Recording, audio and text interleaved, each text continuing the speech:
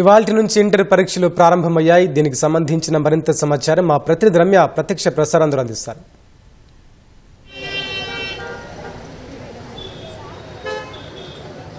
వెంకటేష్, ప్రస్తుతం మనం ఎల్బీ నగర్లో ఉన్నటువంటి ఇంటర్మీడియట్ పరీక్ష కేంద్రం వద్ద ఉన్నాం. ఉదయం దాదాపుగా 7:30 సమయానికల్లా విద్యార్థులు ఇంటర్మీడియట్ పరీక్ష కేంద్రాలకైతే దాదాపుగా చేరుకుంటున్నారు. 8:45 వరకు కూడా విద్యార్థులు పరీక్షా కేంద్రానికి చేరుకోవాలని ఇప్పటికే ఇంటర్మీడియట్ బోర్డు ప్రకటించింది. అయితే ప్రతి సంవత్సరం మాదిరిగా ఏదైతే 1 నిమిషం ఆలస్యం అయితే పరీక్షకు అనుమతించని ఏదైతే నిబంధన ఉంటుందో దాన్ని ఈసారి సడలించారు.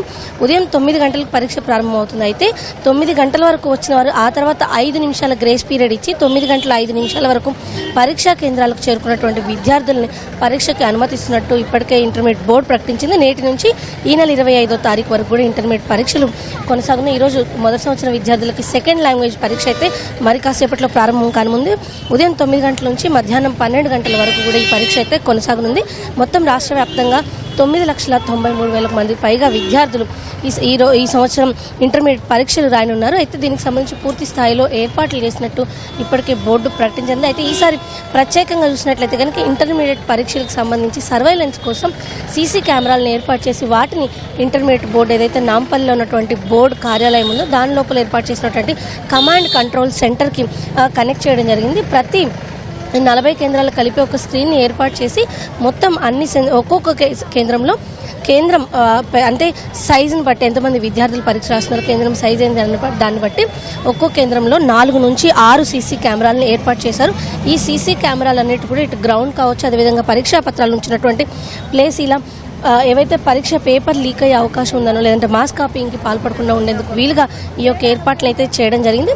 మొత్తం 1532 కేంద్రాల్లో ఏడాది ఇంటర్మీడియట్ పరీక్షలు నిర్వహించున్నారు. ప్రతి కేంద్రానికి కూడా ఒక సూపరింటెండెంట్ అధికారిని ఏర్పాటు చేశారు. మరోవైపు జిల్లా కలెక్టర్లు అదేవిధంగా పోలీస్ అధికారుల ఆధ్వర్యంలో ఈ యొక్క పరీక్షలకు సంబంధించి ఏర్పాట్లు అయితే చెందింది. అన్ని విభాగాలని సమన్వయం చేసుకుంటూ పరీక్షలు నిర్వహిస్తున్నట్టు కూడా ఇంటర్మీడియట్ బోర్డు ప్రకటన జరిగింది. అయితే మొత్తం నేటి నుంచి ఈ నెల 25వ తారీఖు వరకు జరుగుతున్నటువంటి ఈ పరీక్షలకు సంబంధించి విద్యార్థులు ఎలాంటి ఇబ్బంది పడకుండా ఉండేందుకు ప్రతి సంవత్సరం చూసినట్లయితే కనుక వీళ్ళకి పరీక్షా కేంద్రం ఎక్కడ అని తెలుసుకోవడం కాస్త ఇబ్బందిగా మారడం, ఒకే ప్రాంతంలో 2-3 పరీక్షా కేంద్రాలు ఉన్నప్పుడు కొంత కన్ఫ్యూజ్ అయ్యి ఒక కేంద్రానికి వెళ్లాల్సిన వాళ్ళు మరో కేంద్రానికి వెళ్తున్నటువంటి పరిస్థితుల నేపథ్యంలో ఈసారి ప్రత్యేకంగా హాల్ టికెట్ పైన ఒక క్యూఆర్ కోడ్ని ఇవ్వడం జరిగింది. ఇది ఈసారి ప్రత్యేకంగా ఏర్పాటు చేసినటువంటి పరిస్థితి ఉంది. ఈ క్యూఆర్ కోడ్ని స్కాన్ చేసినట్లయితే కనుక విద్యార్థులు నేరుగా వాళ్ళ పరీక్షా కేంద్రం లొకేషన్ కూడా తెలుసుకునేందుకు అవకాశం ఉంటుంది.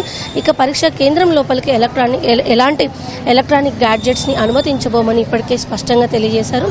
క్యాలిక్యులేటర్ కావచ్చు, అదేవిధంగా ఏదైతే ఎలక్ట్రానిక్ వాచెస్ లాంటివి ఇలాంటి ఏ గ్యాడ్జెట్స్ని సెల్ ఫోన్ కానివ్వండి తీసుకురావద్దని ముందస్తుగానే ప్రకటించడం జరిగింది. విద్యార్థులంతా కూడా ఎలాంటి ఆందోళన చెందకుండా పరీక్షకు హాజరు కావాలి అని చెప్పేసి ఇంటర్మీడియట్ బోర్డు అయితే ప్రకటించింది. దీనికి కావాల్సినటువంటి పూర్తి సహకారాన్ని వాళ్ళు అందిస్తున్నట్టుగా కూడా ఇంటర్మీడియట్ బోర్డు అయితే తెలిసింది. ప్రస్తుతం మనం చూస్తున్న పరీక్షా కేంద్రాలు ఉన్నటువంటి విద్యార్థుల దృశ్యాలను కూడా మనం చూడొచ్చు. దాదాపు ఉదయం 7:30 గంటలకే విద్యార్థులు పరీక్షా కేంద్రాలకు అయితే చేరుకున్నారు.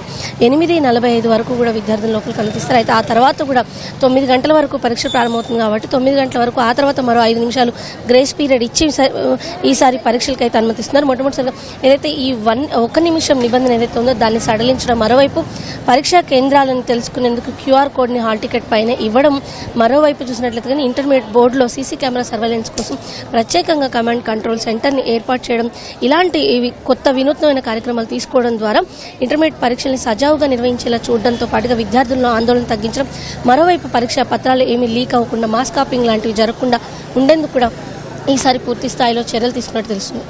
కెమెరా పర్సన్ సూర్యతో రమ్య, ఈటీవీ న్యూస్, హైదరాబాద్.